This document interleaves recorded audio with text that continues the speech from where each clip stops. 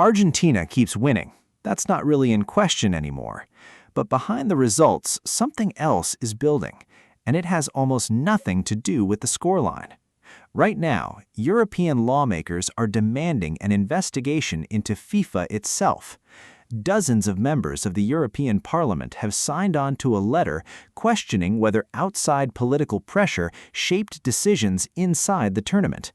And Argentina, once again, finds itself sitting right in the middle of the conversation about fairness at this World Cup. So how did football's biggest stage end up here? How does a group of European politicians end up publicly challenging FIFA's president in the middle of a World Cup? And why does Argentina keep getting pulled into it, even when the team isn't the one being directly accused of anything? This isn't a story about a rigged tournament. Nobody serious is claiming that. But it is a story about trust, and how quickly trust can wobble when the biggest sporting event on the planet starts making decisions that look inconsistent from the outside. So what's really happening here? Let's start with the background, because there are actually two separate storylines that have collided into one bigger conversation. The first involves the United States. During the round of 32, American striker Folarin Balogun was shown a red card in the win over Bosnia and Herzegovina. Under normal rules, that would have ruled him out of the next match. But FIFA reversed course days later and lifted the suspension, allowing him to play against Belgium. FIFA pointed to a section of its disciplinary code that gives it discretion to suspend the implementation of a punishment.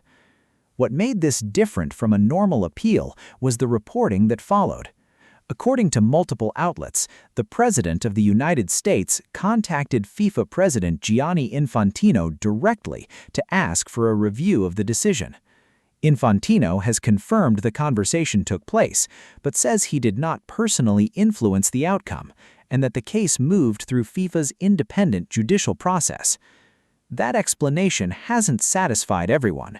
A group of European Parliament members responded by publicly calling the decision a disgrace, arguing that changing a suspension rule in the middle of a tournament, right after a call from a head of state, raises serious questions about political neutrality. More than 36 lawmakers eventually backed the push for a formal investigation into Infantino's role. Now here's where Argentina enters the picture, and it's a completely separate thread, just happens to be unfolding at the exact same time. Here's where things get interesting. Argentina has had one of the more dramatic knockout runs of the tournament, a tight extra-time win over Cape Verde, a stunning 3-goal comeback against Egypt in the final minutes of the round of 16, and then a hard-fought extra-time victory over Switzerland to reach the semifinals. But almost every one of those wins has come with a side conversation about officiating. After the Egypt match, head coach Hussam Hassan suggested there may have been pressure on the referee to keep Argentina in the tournament. The Egyptian Federation formally asked FIFA to review the officiating from that game. FIFA's own refereeing leadership rejected the idea of bias, and no evidence of wrongdoing has ever been presented. But the perception stuck around. Then, heading into the quarterfinal against Switzerland, FIFA appointed a referee whose recent history included a contested handball decision in a Champions League semifinal. That alone was enough to reignite the conversation before a ball was even kicked. Switzerland ended up playing more than 40 minutes with 10 men after a red card following a VAR review, and Argentina eventually pulled away in extra time to win 3-1. Nothing was ever proven, but that's only part of the story. This matters because of timing, not just content. You now have European lawmakers openly challenging FIFA's president over the American situation at the same moment fans and pundits are openly debating whether Argentina keeps getting the benefit of the doubt. Two different questions, same underlying theme. Is this tournament being run by consistent rules, or is there a sense that certain outcomes get smoothed over depending on who's involved? The bigger issue is that FIFA has been here before, just never quite like this. Think about it. World Cups have survived refereeing controversies for decades. Hand of God in 1986, contested penalties, offside calls that split entire countries in their reactions. Fans usually move on within a news cycle or two. What's different in 2026 is the scale of institutional scrutiny. This isn't just fans arguing online or pundits debating on a panel show. This is elected officials from an entire continent formally requesting an investigation into the head of the organization running the tournament. That's a different category of pressure than football has typically dealt with mid-tournament. FIFA has also expanded the tournament itself to 48 teams across 3 host nations this year, which already created logistical questions before a single controversial call happened. Add in a dynamic ticket pricing system that drew criticism from lawmakers in the United States earlier in the year, and you start to see a pattern. This is a World Cup operating under more outside oversight in more directions than any tournament before it. So when a red card gets reversed after a phone call, or a referee with a questionable recent history gets assigned to a marquee Argentina match, it doesn't just get treated as a football decision anymore.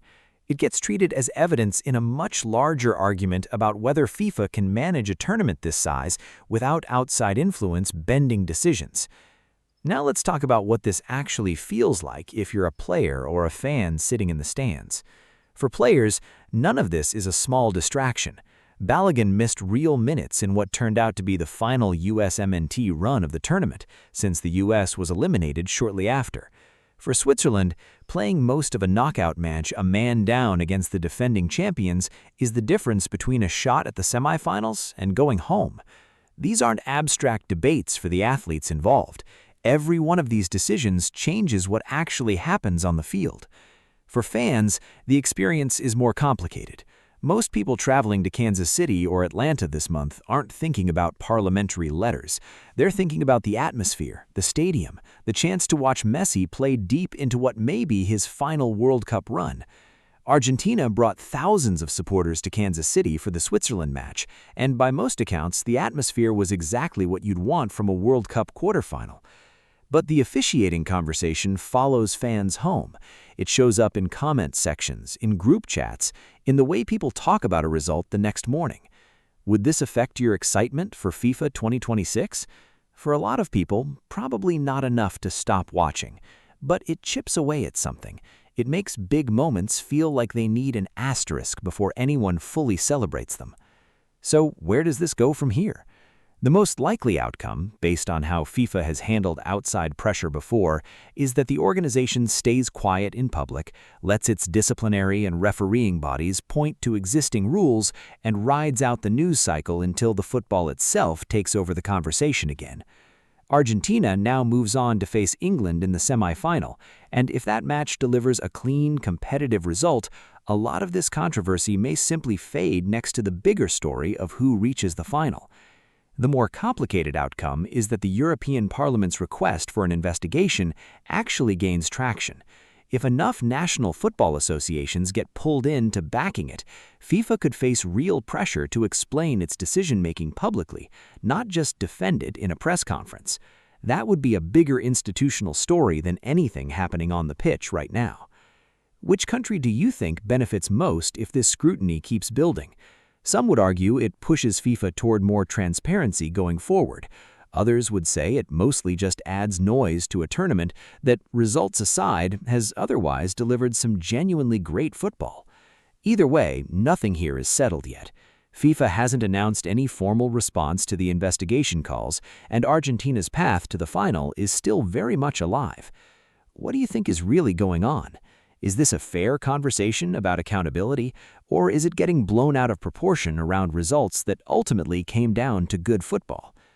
To recap, European lawmakers are pushing for an investigation into FIFA's president over the handling of a reversed red card involving American striker Fuller and Balogun after reports of a call from the U.S. president. Separately, Argentina's dramatic run through the knockout stage has repeatedly raised officiating questions, from the Egypt comeback to the contested Switzerland quarterfinal, even though no wrongdoing has been proven.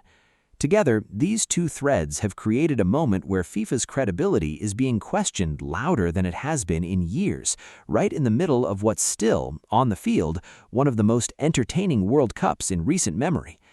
What do you think happens next? Drop your prediction in the comments. Let me know which side of this debate you land on. And if you want more breakdowns like this as the tournament heads into the semifinals, make sure you're subscribed so you don't miss it.